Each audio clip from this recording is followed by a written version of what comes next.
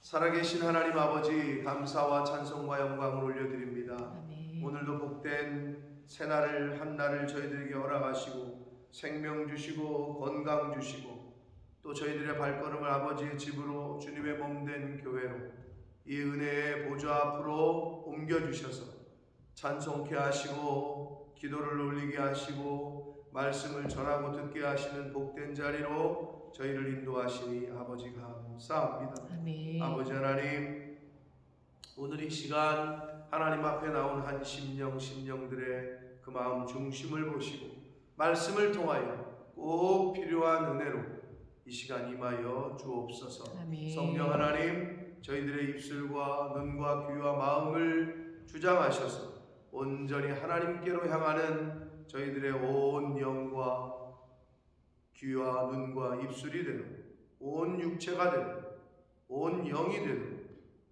이 시간을 주장하여 주옵소서. 아멘. 예수 그리스도 이름으로 축복하며 기도 올리옵나이다. 아멘. 아멘. 우리가 어제 그 야곱에게서 야곱과 그 레아를 통해서 하나님이 자녀를 주신 그 네 자녀를 우리가 31장에서부터 35장까지 봤습니다.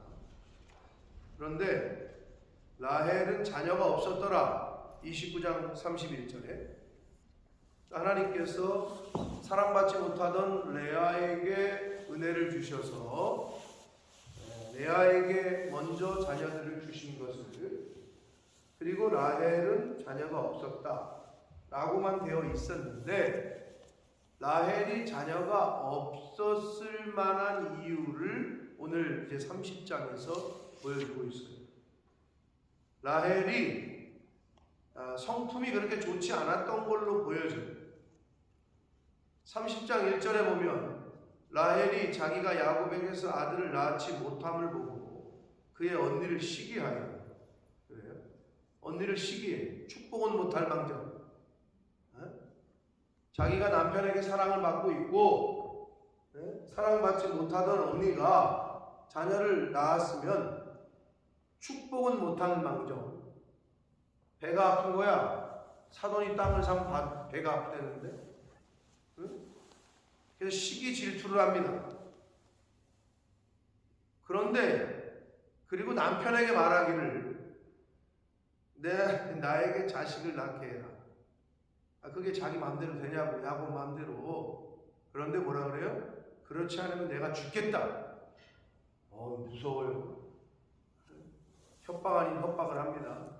그러니까 라헬의 성품이 어땠는지를 엿볼 수 있잖아요, 충분히. 성경은 하나님께서 왜 라헬에게 자녀를 그렇게 둘밖에 안 줬잖아요. 그리고 늦게. 자, 여러분이 지금 제가 나눠드린 이스라엘의 12지파의 근간이 되는 야곱의 12아들들의 목록표를 헷갈리실까봐 제가 형광펜으로 분류를 해놨어요. 노란색 형광펜은 레아에게서 난 자녀들이고, 맨 밑에 빨간색 2개는 라헬이고, 중간에 라헬의 종과 레아의 종 해가지고 구분을 해놨습니다. 자, 레아를 통해서는 6명의 아들을 주셔요. 라헬을 통해서는 요셉과 베냐민, 그리고 라헬의 종 비라를 통해서는 2, 레아의 종 실바를 통해서는 2 이렇게 주셨어요. 그래서 이렇게 12이거든요. 그런데 라헬이 하나님께서 태를 닫고 자녀를 주지 않았던 이유가 30장에서 좀 이렇게 보여집니다. 그래서 라헬의 성품이 이게 보통이 아닙니다. 언니를 시기하고 질투하고, 나아가서 8절에 보면 자기의 여종을 또 남편에게 주므로 오히려 더 남편을 무너뜨리고 망가지게 하고 하는 그런 빌미를 제공하는데, 8절에 보면 라헬이 이르되 내가 언니와 크게 경쟁하여 이겼다. 아니 무슨 애 낳는 게 경쟁이냐? 근데 라헬의 성품이 다 드러나요. 그러니까 이러니까 하나님께서 어떻게 보면 딱 눈에 보기에도 6대2 아니야, 그렇게 따지면. 자녀 숫자로 따지면 그런 걸 볼 수 있단 말이에요. 자, 근데 오늘 참 주시는, 우리가 이제 오늘 본문을 통해서 주시는 교훈들이 있는데, 먼저 본문 속에서 주시는 말씀을 통해서 함께 교훈을 받도록 하겠습니다. 자, 라헬의 성품이 어땠는지는 1절에서 우리가 봤고, 2절 보면 야곱이 라헬에게 성을 내어 이르되 부창부수야, 그 아내의 그 남편이야. 라헬에게 성을 냈다고 성경이 되어 있어요. 혈기를 낸 거예요. 그대를 임신하지 못하게 하시는 이는 하나님이시니 내가 하나님을 대신하겠느냐. 언뜻 보면 맞는 말이죠. 말 그대로는 하나님이 자녀를 주는 거니까. 근데 이거는 야곱의 신앙 고백이 아니에요. 성질이 난 상태에서 야 그게 지금 내 잘못이야, 하나님이 안 주시는 거지. 그러니까 어떻게 보면 변명과 이유를 하나님께 돌리고 있는 거예요. 신앙 고백 차원이 아니라 연약함이 드러납니다. 성숙하지 못한 신앙의 모습을 보여주고 있어요. 그러더니 라헬이 내 여종 비라에게 들어가라. 내 여종에게서 시바지를 하라는 거예요. 아들을 낳아 내 무릎에 둘 것이니 그러면 나도 그로 말미암아 자식을 얻겠다. 그로 말미암아 자식을 얻는다. 이게 라헬의 영적 상태예요. 하나님으로 말미암아 자녀를 얻는 건데, 지금 이 라헬은 자신의 여종을 통해서 자녀를 얻을 거다라고 고백을 하고 있잖아요. 말을 하고 있잖아요. 하나님에게 엎드리고 겸손하게 하나님의 은혜를 구했어야 되는데 야곱도 그렇고 라헬도 그렇고 그러질 못했어요. 그랬더니 야곱은 또 준다고 또 그냥 또 넓적 받네 그냥. 그랬더니 그 여종과 또 한 방을 써서 이제 그 비라를 통해서 아들을 낳았습니다. 근데 여기서 우리가 알 수 있는 건 뭐냐면, 하나님께서는 하나님이 언약하신 것은, 하나님이 택하시고 언약한 약속은, 하나님의 약속은 하나님이 택하신 백성이 실제로는, 실상은 연약하고 허물이 있다 손 치더라도 그것과 상관없이 하나님의 언약은 성취를 하십니다. 하나님이 누구를 택했어. 근데 그 사람이 연약하고 실수를 해요. 그것과 상관없이 하나님의 약속은, 언약은 성취가 됩니다. 하는 것을 볼 수 있어요. 야곱과 라헬이 지금 이게 지금 뭐 하는 짓이에요, 이게. 하나님 앞에서. 그런데 하나님은 그들의 연약함도 일단 들어서 쓰셔요. 그리고 하나님의 목적하신 바를 이끌어 가신다 라는 걸 보여주고 있습니다. 그런데 여기서 라헬의 모습이 우리에게도 있다는 거예요. 시기심, 질투심, 이거 우리에게도 있는 거고, 6절을 보시면 라헬이 이르되 하나님이 내 억울함을 푸시려고 내 호소를 들으사 내게 아들을 주셨다 하고 이로 말미암아 그의 이름을 다니라 하였다. 드디어 라헬이 목적한 대로 여종 비라를 통해서 자식을 얻어요. 근데 그 말이 과관이에요. 하나님이 내 억울함을 푸시려고 내 호소를 들으사. 아니 어디다 갖다 붙이는 거예요, 하나님의 이름을. 이게 우리에게 있는 라헬의 연약한 요소예요. 자기의 혈기, 자기의 육신의 감정도로 행동해놓고 자기의 뜻대로 되잖아요, 인간이. 그럼 거기다 대고 이거 말하는 거 아니에요. 하나님이 나에게 이렇게 하셨다고 말해요. 하나님의 뜻과는 반대되는 거예요. 이거는 사실은. 어디 하나님이 지금 일부 다처제를 공식적으로 선언을 안 하셨는데, 근데 이 야곱은 아버지도 안 한, 이삭도 안 한 짓을 마누라가 하란다고 하고 있는 거잖아요. 그런데 그들의 연약함과 허물을 들어서 또 하나님이, 물론 큰 틀에서 보면 하나님이 자녀를 주셨지. 생명은 하나님께 있으니. 그런데 거기다 대고 라헬은 지금 자신의 억울함을 푸시려고 하나님이 호소를 들어주셨다 라고 갖다 붙이고 있어요. 우리 인간도 이럴 때가 있다. 이게 라헬의 요소예요. 우리 속에 있는. 그러자 라헬의 시녀 비라가 다시 임신하여 둘째 아들을 야곱에게 낳음에 라헬이 이번에는 또 내가 언니와 크게 경쟁하여 이겼다 하고 그의 이름을 납달리라. 납달리란 이름 자체가 거기 보시면 경쟁하다, 씨름하다. 그래서 언니하고 이겼다. 그러자 레아가 자기가 이제는 더 애를 못 낳는 상황이 임신이 안 되니까 이거 봐라. 납달리? 나도 시녀가 있다. 내 시녀를 또, 자신의 시녀를 또 레아도 남편에게 주네. 이게 인간적인 생각이 들어가면은 벌어지는 일들이에요. 시기, 질투, 경쟁함 이런 걸 통해서, 자, 우리가 어서부터 시작됐어. 이거는 사실은 야곱에서, 아버지로부터. 야곱과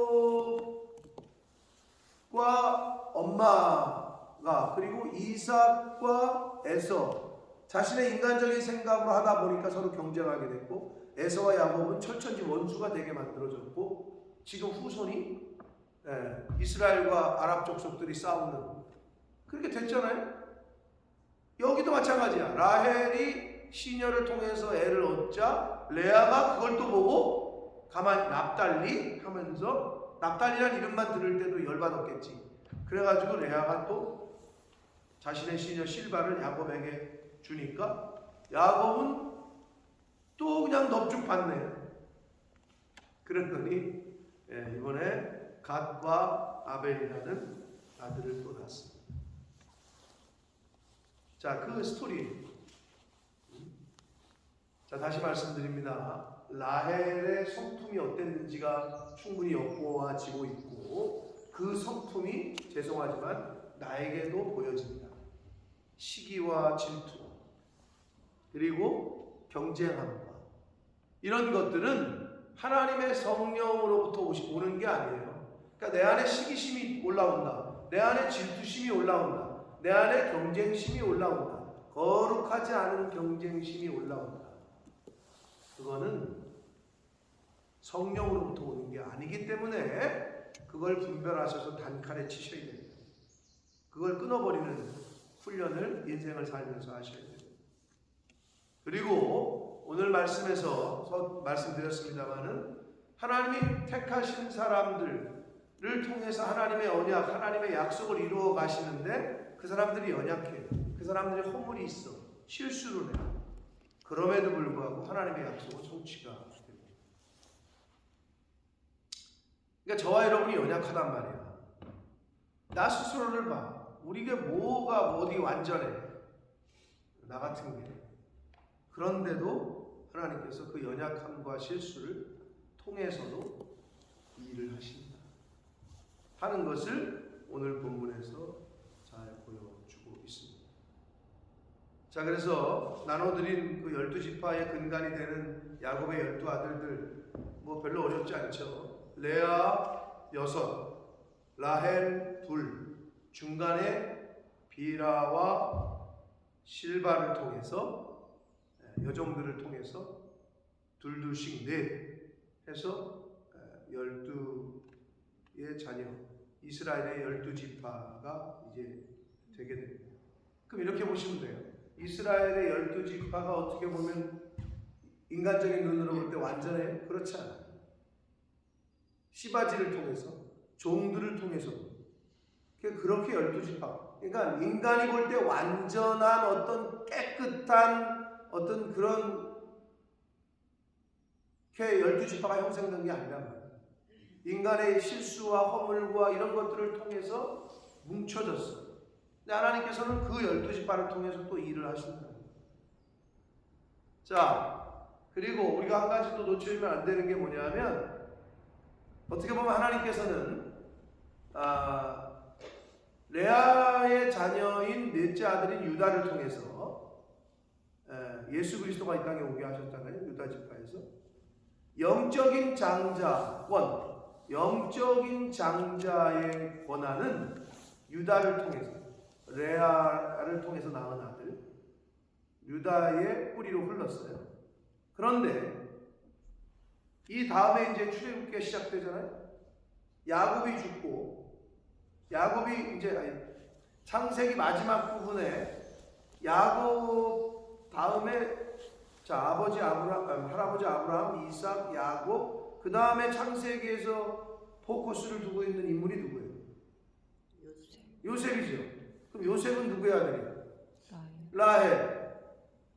영적인 장자권은 레아를 통한 유다를 통해서 흘렀지만, 육적인 장자의 어떤 역할은 라헬을 통한 요셉이야. 왜? 요셉이 다 먹여 살렸잖아. 형제들 다 먹여 살렸잖아. 아버지도 먹여 살리고 구원해 냈잖아. 하나님은 이렇게 딱 나눠 주셨어요. 그러니까 주시는 계시성이 있는 거죠. 그러니까 야곱이 누굴 사랑했어? 라헬을. 그거는 자기 육신의 마음이었어. 레알은 그냥 눈칫밥만 먹고 있었어. 그런데 자기가 사랑했던 라헬을 통해서는, 그 낳은 자식을 통해서는 예수 그리스도가 오지 않았어. 하나님께서 그렇게 안 하셔. 눈칫밥 먹고 있던 그런 레아를 통해서 낳은 아들을 통해서 메시아가 오시기 하나님은 그렇게 하셨다. 그리고 자신이 육신으로 사랑했던 라헬을 통해서는 실제적으로 또 요셉을 통해서 자신의 형제들과 자기가 구원받게 되는, 그렇게 하나님이 나눠서 하셨어요. 그걸 통해서 보면 참 정확하시다 하나님은 걸 보게 됩니다.